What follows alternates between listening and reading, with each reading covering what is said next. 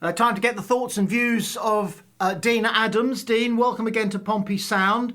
I've got to go straight to it. Your thoughts about Luton? Oh, one word: dull. Absolutely dull. The pitch didn't help. Obviously, not a great place to try and play football. Quite tight, quite compact. Game. Did we look up for it? We didn't really look up for it. We didn't really start very well. I was looking at some of the players and I couldn't see. I saw a lack of enthusiasm to win that game. I know there's a fair few injuries and there's a few players are coming in, but these squad players, if these squad players want to play week in, week out, here's your chance. Take advantage of the injuries and play well. A couple of the subs that came on played pretty well, but we just didn't look up for it. And Luton were direct. They set out their stall and played the way they wanted to play.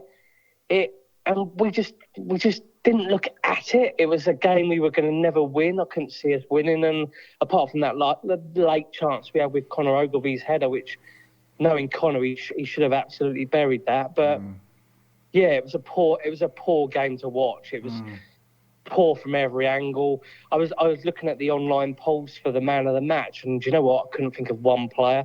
There was a poll of 4 players. I think it was Regan Paul, Conor Ogilvy, Sadie, which tells you a lot. And I can't even tell you who the other player was. Terry Devlin was the other one. And they're thinking, who actually stood out? Nobody. It was pretty dire. Yeah, we're going to have off weeks and tough games, but they're bottom of the league. They haven't won since Christmas. So from that point of view, that was a very poor weekend. Yeah, how do you suppose the squad has reacted psychologically to all these injury problems, which are now being talked about everywhere, almost as much as what a wonderful away following we've got? Yeah, well, every club has injuries. We're not the only club in the Championship with massive injury problems. Yeah, we've got massive injury problems, but we've got a squad of players that can put in a performance, and it's just. We can put in performances, but you can get away with it in League One. You can't get away with it in this league, and it's shown there's a serious lack of quality there. And we didn't build enough in the summer. We've said that week in, week out, and that's proven now. It shows when the likes of Shaughnessy, Atkinson, when they're back, they're fit at the back, they're solid together. All of a sudden, we're back to.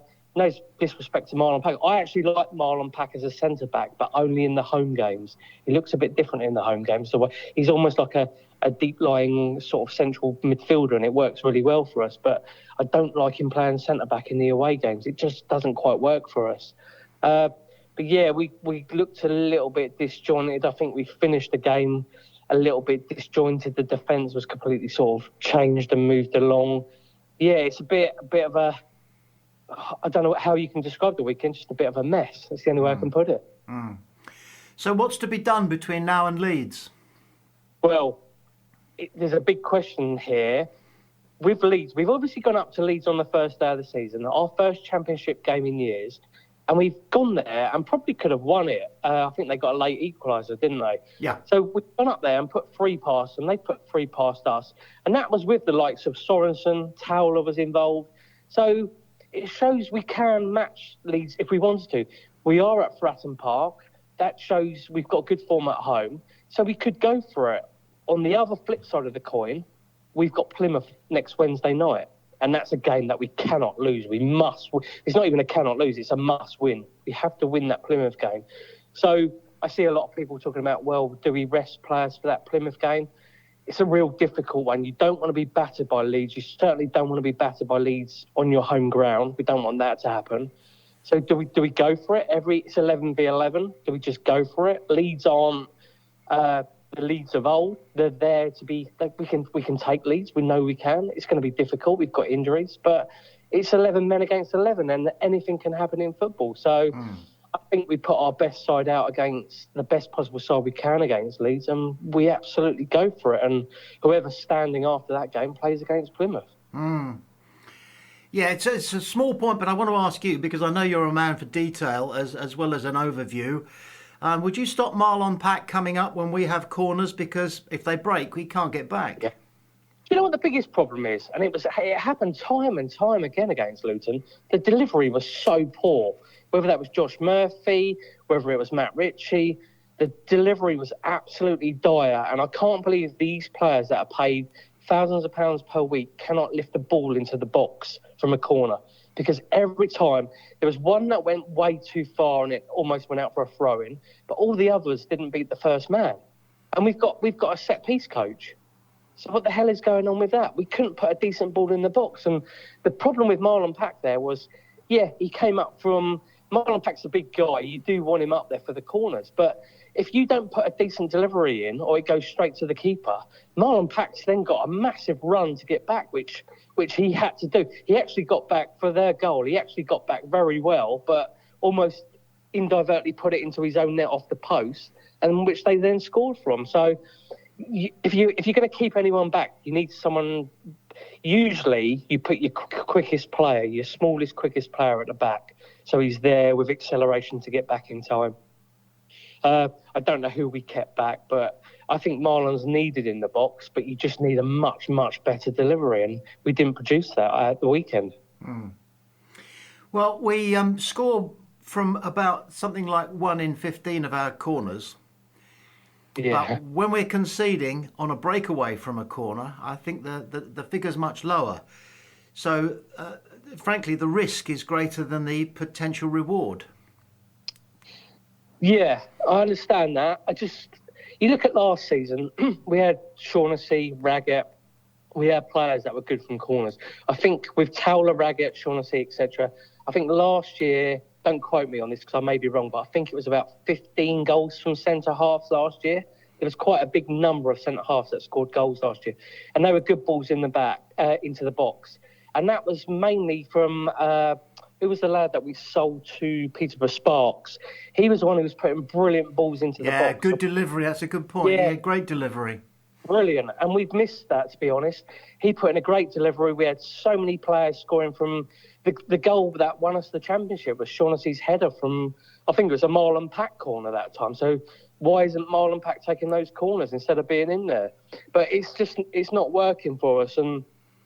You can get goals from corner. Having a corner is a massive set piece, putting that ball into the box, and you've got a big chance of scoring. And we, as I said, we've scored goals from that last season. Yes, it was League One, but you can do it in any league. And we need to take advantage of those situations, especially when you've got Shaughnessy, Atkinson, when they're fit. You've got some big players. So, yeah, the set pieces have been a little bit dire in the last couple of weeks. Are you, has your hope that we're going to escape relegation been eroded by that result? Do you know what? Just before I spoke to you while I was waiting for my coffee, I looked at the league table and I looked at our fixtures. And I thought, we've still got Plymouth at home. We've still got Hull City at home. We've still got Derby at home. We've got Blackburn Rovers at home. I think we've got Watford at home. There's enough there on the fixture list that you think, right, there's enough there that we can stay up. We can get points against those teams and stay up. So the Leeds game coming up isn't a must-win. I think whatever you get from the Leeds game, I still think we need to go for it, but whatever we get is a massive bonus from that game. There's still plenty of home fixtures coming up where I think we'll be safe. However, my biggest worry is the injuries, especially to centre-back, have been absolutely massive.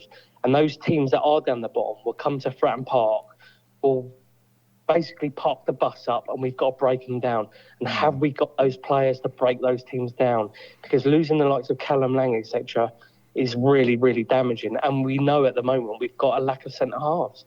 You get Riley Towler or Pack or Paul. Paul's only just come back from major injuries. You get one of them breaking down, we're in a right mess. So I saw Neil Allen at the Portsmouth News put an article up recently saying, look, these are the 10 centre-halves that are still available on a free if we wanted them. Now, do we do that? I think we do. You bring a player in for a couple of months on a short-term contract just to shore us up. There's a lot of players out of contract. Yeah, they might not be fit enough. I don't know. But there's a lot of players there with championship experience that could come in and do a job for a couple of months. You take a couple of weeks to get them fit, but I think we need that cover. And I'm sure that's something probably John Messina's got to look at, because one more injury to the likes of Regan Paul, who we need to wrap in cotton wool a little bit, we're in big trouble if that happens. So, yeah, there's plenty of fixtures there where I believe we can get points, but on the other hand, the injury list is a little bit alarming at the moment. Yeah, as usual, Dean, you've nailed it. Do you want to try a prediction for the Leeds game? Oh God, that's a big shout. Do you know what? I can't see us winning it. We just need to put in a decent performance. We just don't want our morale damaged at home. But I can see something like a 3-1 defeat, sadly, and I think that's the way it's going to go. I think the biggest thing for us at the weekend is don't get any injuries. Cheers, Tommy.